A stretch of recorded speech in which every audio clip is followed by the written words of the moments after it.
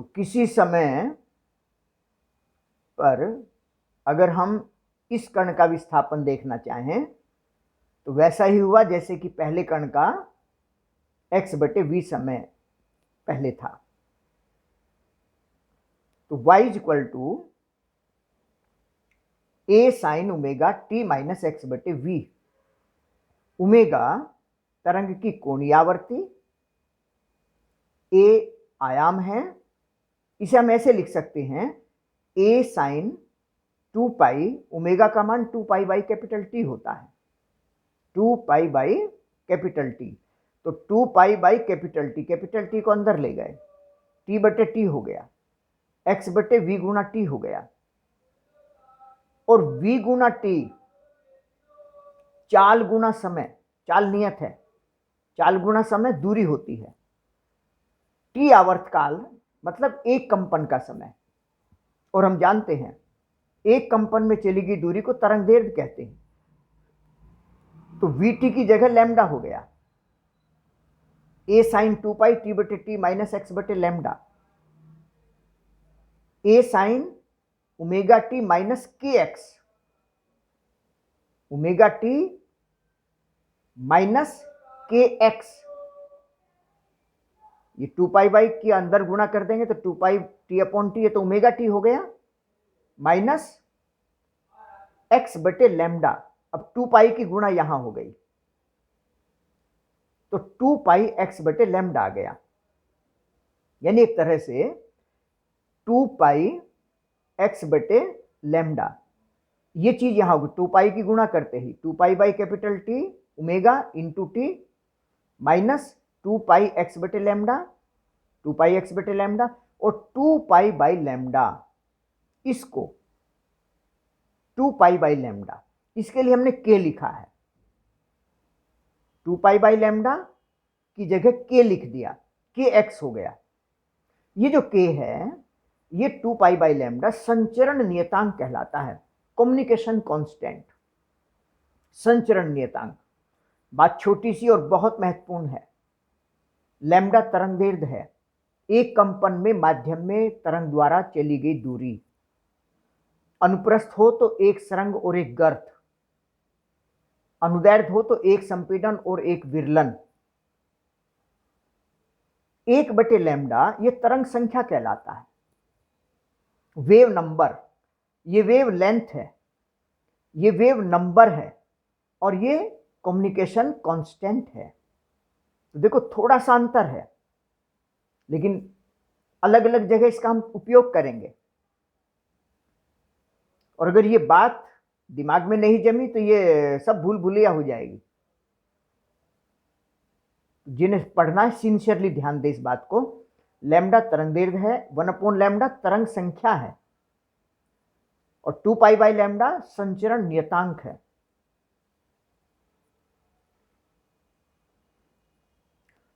और परगामी तरंग की कला साइन का कोणांक होता है। तो x दूरी वाले कण की t समय पर कला होगी ओमेगा टी माइनस kx। इस कण और किसी अन्य कण में अगर कलांतर फाई हो तो उस कण का समीकरण हो जाएगा ये पाई बराबर a sine omega T minus kx plus minus phi. अगर कहें कि इस कण का x दूरी वाले कण का t समय पर कला ये हुई, और इसमें और दूसरे किसी कण में कलांतर फाई हो तो प्लस माइनस फाई, ऐसे हो जाएगा। अब हम बात कर रहे हैं तरंगों के अध्यारोपण का सिद्धांत। अध्यारोपण एक तरह से एक बिंदु पर दो एक साथ पहुंचना, टकराना कह लीजिए।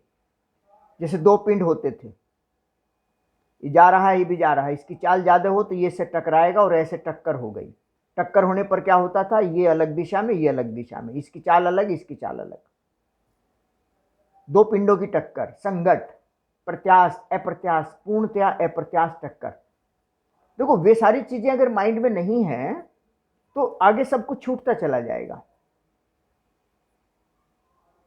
तो अध्यारोपण तरंगों का, क्योंकि सब अप्रत्यक्ष है ना, ये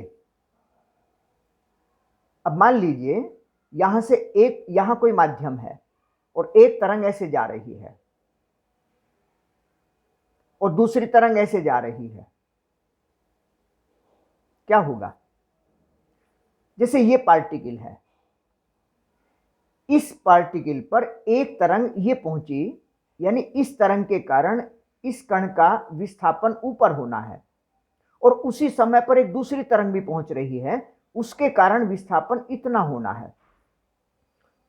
ये पार्टिकल था, ऊपर की ओर विस्थापन ज्यादा है, नीचे की ओर कम है, तो इसमें से ये घटा देंगे तो जितना बचेगा उतना ये पार्टिकल ऊपर जाएगा बस। जैसे ये पार्टिकल है, इस तरंग के कारण ये इतना ऊपर गया और इस तरंग के कारण ये इतना नीचे गया, लगभग जितना ऊपर हुआ उतना नीचे, तो ये यही ठहरा रहेगा। दो तरंगें जा रही हैं एक साथ किसी माध्यम में, दो से अधिक भी जा सकती हैं, लेकिन अभी तुम्हारे सिलेबस के हिसाब से केवल दो तरंग की बात हम कर रहे हैं। एक तरंग, देखो दोलन की बात अगर माइंड में नहीं है तो तरंग की बात बेकार हो जाएगी।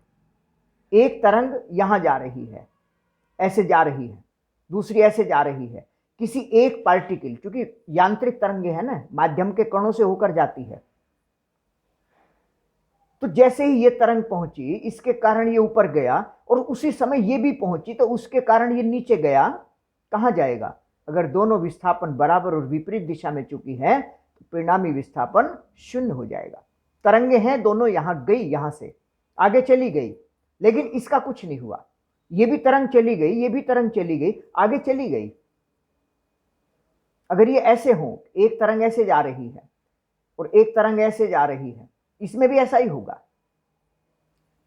एक तरंग ये जा रही है, इसके कारण माध्यम इधर गया, इसके कारण माध्यम इधर गया, तो परिणामी विस्थापन इधर हो जाएगा। अब तुम्हारे सिलेबस में केवल एक ही दिशा में, चाहे वो ऐसे जाने वाली हो या एक ऐसे जाने वाली, एक ऐसे जाने वाली, तो एक ही दिशा में चलने वाली या फिर विपरीत दिशा में चलने वाली, दोनों तरह की तरंगों की हम बात करेंगे, लेकिन कहेंगे कि एक ही दिशा में समांतर जा रही हैं। ये समांतर है, सब ऐसे ऐसी भी जा सकती हैं। तो तुम्हारे सिलेबस में समांतर मतलब एक तरंग किसी बिंदु पर ऐसे पहुंची, दूसरी तरंग ऐसे पहुंची, इसका विस्थापन y1, इसका विस्थापन y2, तो इसका परिणामी विस्थापन y बराबर y1 प्लस y2। सदिश योग है, लेकिन लिख सकते हैं y बराबर y1 प्लस y2, क्योंकि दिशाएं एक जैसी हो गई, एक ही दिशा में है, बीजगणितीय योग कर देंगे। अब ये ऊपर है प्लस हो जाएगा, नीचे है माइनस हो जाएगा। अगर एक ही दिशा में संचरण है, समांतर संचरण है, तो फिर सदिश योग सही, तो सिद्धांत तो सदिश योग का है, लेकिन अगर समांतर है तो फिर एक ही दिशा, अगर मान लीजिए एक तरंग इस कण पर ऐसे पहुंची और दूसरी तरंग वो ऐसे पहुंची, तो इसका क्या होगा? इस तरंग के कारण ये तरंग, ये कण ऐसे पहुंचा, इस तरंग के कारण उसी समय ये इतना पहुंचा, तो दोनों तरंगें एक साथ पहुंची। एक तरंग ने इतना ऊपर किया, दूसरी तरंग ने इतना ऊपर किया, तो कहां जाएगा? यहां चला जाएगा। इसके ऐसे कण हो जाएंगे, ऐसे कंपन हो जाएंगे, और यहां एक ऐसे है, इसके ऐसे, तो ये ऊपर नीचे समान होता चला गया, तो बिल्कुल ऐसे हो जाएगी। तो देखिए बहुत ज्यादा आयाम भी हो सकता है और बिल्कुल जीरो आयाम भी हो सकता है। तो तरंगों के अध्यारोपण का सिद्धांत बिल्कुल सिंपल है। जब किसी माध्यम में दो तरंगें एक साथ चलती हैं, किसी बिंदु पर पहुंचती हैं, तो उस बिंदु का परिणामी विस्थापन दोनों तरंगों के विस्थापनों के सदिश योग के बराबर होता है, और इसी की डिटेल में चर्चा।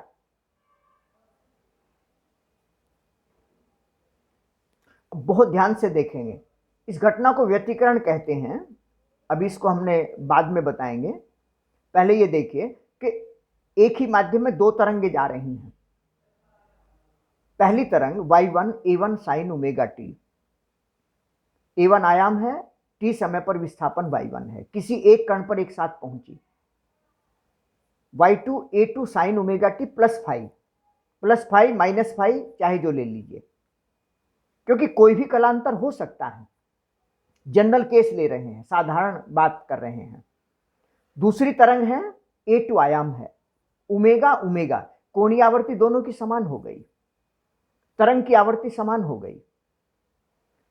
A1 A2 आयाम है, एक ही कण पर पहुंचे y1 y2, तो इस कण पर परिणामी विस्थापन y बराबर y1 जमा y2, y1 जमा y2। A2 sine omega T plus phi है, साइन ए प्लस बी की फॉर्म में खोलेंगे, sine a cos b, cos a sine b, formula होता है, पढ़ा होगा साइन ए प्लस बी का, ट्रिग्नोमेट्री में आता है।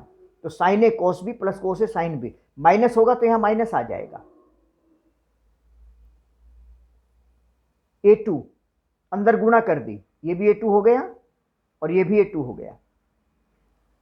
इसको और इसको देखिए, साइन ओमेगा टी, इन दोनों को एक साथ रख लिया हमने, इसको और इसको, साइन ओमेगा टी बाहर कर दिया, नहीं इन दोनों को लिया, ये है A1 plus A2 cos phi, sine omega t बाहर आ गया, प्लस इसको जू का तू लिख दिया, लेकिन थोड़ा सा सजा दिया, अलग अलग जगह कर दिया। पहले कॉस ओमेगा टी लिखा, उसके बाद A2 साइन फाई लिखा।